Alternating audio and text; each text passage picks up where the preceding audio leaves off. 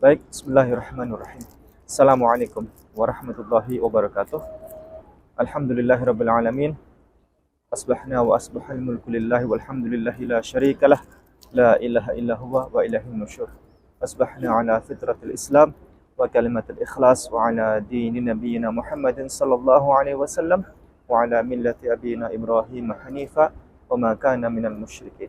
Alhamdulillah, pagi hari di Masjid Nabawi, dan hari ini adalah hari pertama kali kedatangan kami di Masjid Nabawi. Alhamdulillah, saya bersama anak saya dan bersama istri saya juga. Istri saya pagi ini ke Raudhah. Banyak sekali yang orang, alhamdulillah, saya juga terkesiap. Bagaimana ceritanya saya bisa sampai di sini, tiba di sini sekeluarga. Dan hikmahnya adalah agar kita untuk tidak sekalipun meragukan tentang kekuatan doa. Karena apa? Apapun doa yang kita ucapkan, maka itu insya Allah akan mudah sekali untuk dijabah oleh Allah Subhanahu wa Ta'ala. Ceritanya adalah begini. Dulu waktu ada pensyahadatan Stephanie Aquifera di Surabaya, yang mu'alaf Chinese itu, perempuan itu, apoteker. Dia bersyahadat di Surabaya, tepatnya di Masjid As-Salam Purima Surabaya. Waktu itu saya tidak pernah melakukan hal ini sebelumnya, tetapi saya selalu merasakan setiap kali ada orang bersyahadat, di situ saya merasakan energinya berbeda, energi di sekitar ruangan berbeda. Saya merasa bahwa ketika ada orang bersyahadat, suhu ruangan dan sebagainya itu berbeda. Rasa merinding itu datang setiap kali ada orang masuk Islam. Dan waktu Stephanie Aquifera itu saya berkesimpulan bahwa sepertinya setiap kali ada orang bersyahadat, setan-setan pasti akan lari, akan tunggang langgang berlari, dan dia akan menyingkir dari tempat itu sejauh-jauh. Dan saya yakin para malaikat akan datang berduyun-duyun untuk ikut mendoakan. Sehingga saya berkesimpulan bahwa ini tepat sekali untuk tempatnya berdoa, waktunya berdoa. Dan saya waktu itu iseng berdoa. Saya berdoa kepada Allah begini, ya Allah, hari ini saya tidak minta apa-apa. Hari ini saya hanya minta agar Engkau bisa memberangkatkan saya bersama istri sekeluarga umroh bersama dengan cara Engkau yang ajaib. Begitu saya doanya. Kemudian tidak lama kemudian, setelah itu 3 hari kemudian ada orang bertelepon kepada saya, dan sampai sekarang identitas beliau saya juga tidak tahu siapa beliau, rumahnya di mana, namanya siapa, nama aslinya siapa. Beliau bertelepon kepada saya bahwa beliau dapat rezeki, ya. Beliau adalah orang yang mengumrohkan Bapak dan Cemumuk, Tuan Guru dan Cemumuk, mantan pendeta itu beliau yang umrohkan. Dan kemudian dia bercerita bahwa beliau dapat rezeki baru, rezeki nomplok yang alhamdulillah kata beliau saya diumrohkan. Umrohnya buat saya. Dan saya waktu itu terkesiap, saya terharu sekali. Saya sampaikan kepada istri saya juga terharu, menangis istri saya, dan akhirnya istri saya mempersilakan untuk berangkat. Kemudian saya bilang kepada Allah, saya berdoa lagi, ya Allah, dulu itu saya berdoa agar dapat umrohnya itu bersama istri, begitu. Nah, akhirnya 1 jam kemudian ada orang bertelepon kepada saya. Kalau ini saya kenal baik sama beliau, beliau orang baik sekali. Beliau bertelepon kepada saya bahwa beliau mengumrohkan saya, memberangkatkan umroh saya.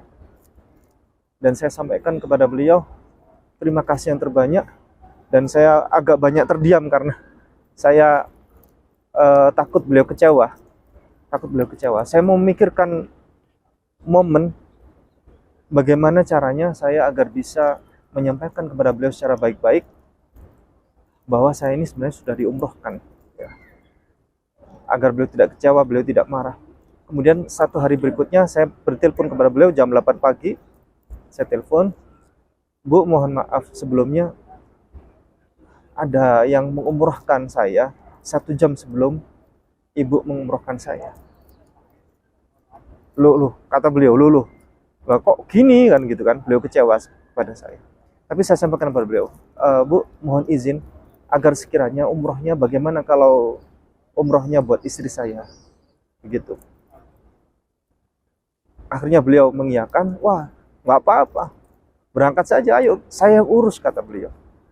Akhirnya beliau yang urus semuanya, yang mengumrohkan saya pertama kali itu transfer kepada beliau yang mengumrohkan saya yang kedua. Kemudian 3 pekan berikutnya, sekitar 3 pekan berikutnya, dalam kegiatan khutbah ya, khutbah Jumat, di situ ada khutbah di antara 2 khutbah Jumat ya. Itu kan adalah salah satu momen ketika doa itu mudah dijabah oleh Allah Subhanahu wa taala. Mudah makbul ya doanya. Kemudian saya berdoa di antara 2 khutbah Jumat itu. Ya Allah, semoga anak saya Nova bisa ikut dalam umroh bersama kami tahun ini. Saya berdoa seperti itu. Nah, akhirnya, nah ini anak saya. Nah ini. Nah, akhirnya 1 jam kemudian setelah saya berdoa itu, yang mengumrohkan saya yang kedua itu telepon kepada saya. Bukan telepon, WA ya. Beliau kirim WA pada saya, mau menyampaikan pesan bahwa Pak, nanti saya akan WA Bapak sekitar pukul 4 sore ya. Jam 2 beliau WA saya setelah saya sholat Jumat itu. Beliau WA saya, Pak, saya nanti jam 4 sore saya WA kepada Bapak. Ternyata jam 4 sore itu beliau WA kepada saya menyampaikan, mengirimkan kepada saya uang saku. Uang saku. Saya lihat uang sakunya, Pak, kata beliau, ini uang saku buat suntik meningitis, buat ngurus ini, ngurus itu, buat oleh-oleh, belanja ini, belanja itu, silahkan dipakai. Ya, silahkan dipakai. Akhirnya saya kaget, nilai uang yang ditransferkan kepada kami, uang saku itu, ternyata nilainya bisa cukup buat anak saya umroh. Saya kaget sekali. Dan akhirnya saya menyampaikan kepada beliau, saya izin agar anak saya bisa ikut. Nah, hotel kami itu kan 1 kamar berdua. 1 kamar berdua. Saya hitungnya begini. Sambil jalan, ayo kita jalan. Jalan. Nah, kita sambil jalan ke hotel ya.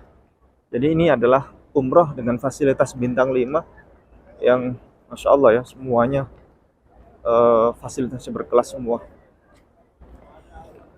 Jadi ceritanya, kami hitungnya umroh kami kan hotelnya berdua, saya sama istri saja 1 kamar. Kemudian jikalau dihitung itu kan anak saya harusnya bisa ikut dalam hotel kan. Jadi tanpa biaya hotel, kemudian cukup biaya pesawat, visa, tiket bis, dan kalau makan kan juga bisa ikut saya. Jadi bisa menghemat beberapa banyak hal ya, banyak hal. Dan alhamdulillah waktu itu sudah hari-hari menjelang keberangkatan. Akhirnya saya telepon kepada travel umrohnya, Bu Lis namanya, Bu Lis, tolong dicekkan berapa kalau anak saya bisa ikut. Kata beliau, Bapak, kita tidak bermain apapun sekarang, kita bermain paspor, tolong kirimkan paspor putranya Bapak Ustadz, kata beliau. Akhirnya saya kirimkan kepada beliau paspor anak saya, langsung dipesankan sama beliau tiket. Karena apa? Waktu itu di sistem dicek sama beliau, sudah nggak ada tiket,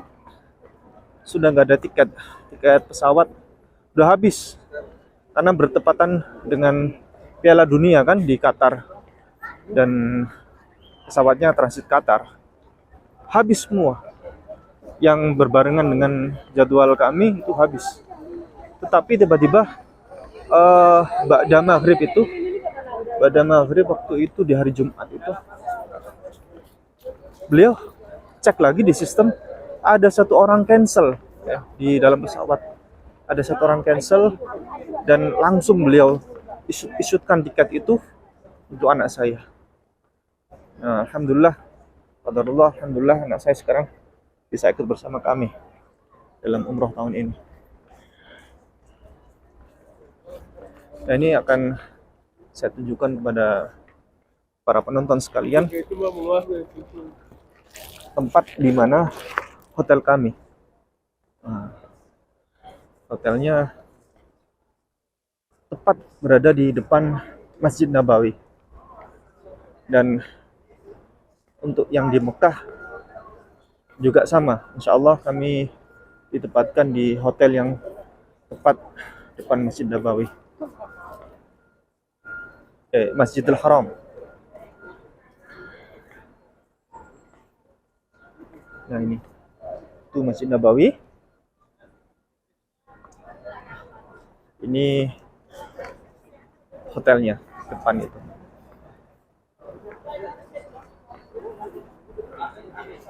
Jadi jalannya nggak terlalu jauh. Anak saya tadi diincar mulai sebelum subuh, diincar sama petugas di sini, petugas kebersihan atau apa ya. Anak saya diincar terus. Ternyata setelah subuh, kami pulang dari sholat subuh, sambil dikasih hadiah coklat ini. Ini kasih hadiah. Anak saya senengnya minta ampun. Nah ini nih, ini hotel kami, Al-Aqiq Madinah Hotel. Masya Allah, Masya Allah, tabarakallah. Ini hotelnya, ini Masjid Nabawi, ya. Dan hotel berada di depan tepat persis Masjid Nabawi.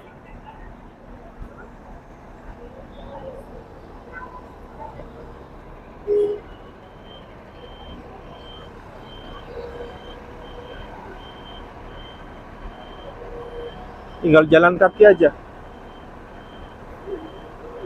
Wah.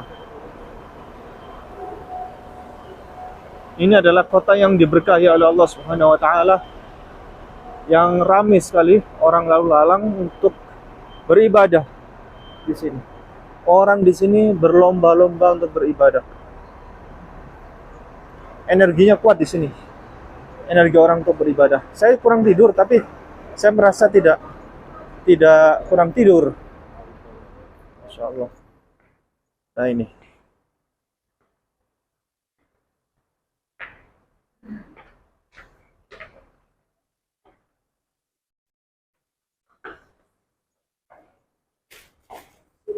Nah, kita akan naik ke lantai 10.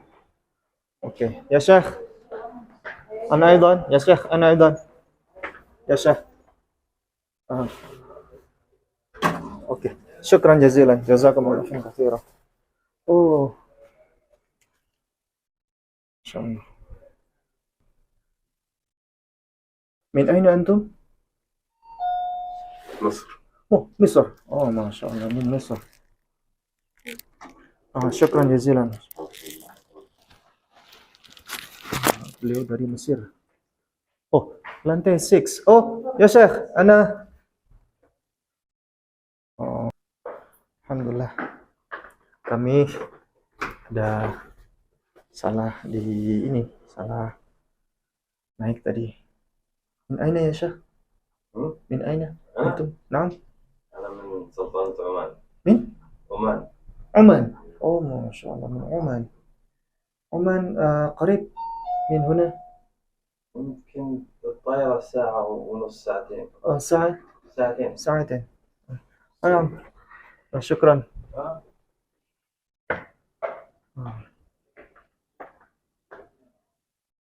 Alhamdulillah. Oke. Kita mau masuk kamar di sini dah.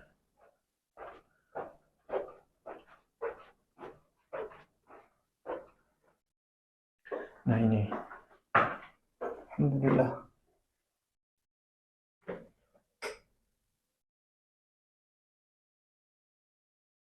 Alhamdulillah. Kita sudah tiba di kamar hotel. Tadi berantakan karena sempat buru-buru. Nah, alhamdulillah. Nah ini kamar hotel kami. Alhamdulillah. Masya Allah, tabarakallah. Sini ada tempat untuk bikin kopi. Insya Allah begitu. Kemudian kamar mandi.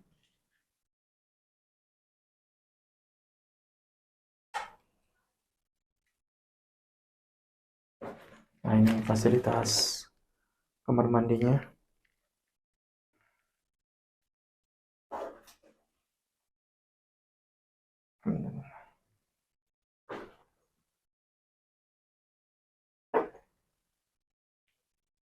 Ini mau kita tunjukkan.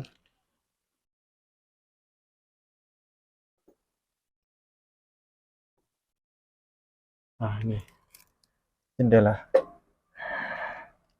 Ini kondisi dari masyarakat sini yang mulai rame ya, mulai rame. Tapi nggak ada sepinya di sini. Mulai pagi, malam, siang, mau dini hari juga nggak ada sepinya. Lalu lalang mobil mana-mana terus. Alhamdulillah, barakallahu fikum buat seluruh yang menonton kami doakan semoga semuanya diberkahi oleh Allah untuk bisa datang ke Mekah, Madinah, umrah, haji dengan cara Allah, dengan cara kebaikan Allah yang ajaib. Demikian, terima kasih. Barakallahu fikum. Assalamualaikum warahmatullahi wabarakatuh.